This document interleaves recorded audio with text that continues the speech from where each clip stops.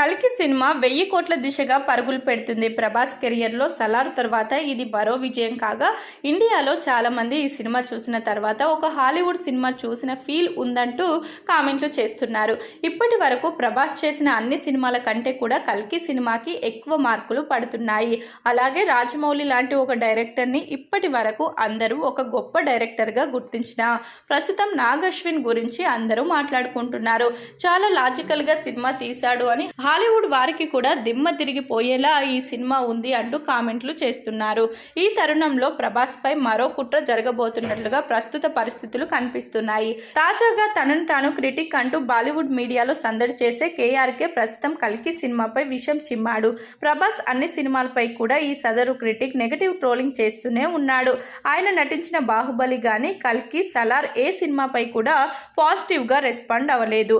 ప్రస్తుతం కల్కి సినిమా బ్రహ్మాస్త్ర సినిమా కన్నా గొప్పగా లేదని, రణబీర్ కపూర్ నటించిన ఆ చిత్రం కల్కి కన్నా 20 రెట్లు బెటర్ సినిమా అంటూ చెప్తున్నారు. కేవలం బాలీవుడ్ లోనే కాదు, హాలీవుడ్ లో కూడా ఈ సినిమాపై నెగటివ్ ప్రచారం ఎక్కువగా జరుగుతుంది. చాలా సీన్స్ లాజిక్ లేవు అంటూ చెప్తున్నారు. మరి సాలెపురుగు కొడితే స్పైడర్ మ్యాన్ అయినప్పుడు మన ప్రభాస్ కల్కి ఎందుకు అవ్వలేదు అనే విషయం వారికి అర్థం కావట్లేదు. వారు ఈ స్పైడర్ మ్యాన్, మార్వెల్ సిరీస్లకు ఎలాంటి లాజిక్లకు సంబంధం లేనప్పుడు ప్రభాస్ సినిమాలను మాత్రం ఎందుకు ఇలా నెగటివ్ చేస్తున్నారో వారికే తెలియాల్సి ఉంది. ముఖ్యంగా చాలా ఏళ్లుగా హాలీవుడ్ వారికి వారి సినిమాలే గొప్పవి అన్న ధీమా ఉండేది.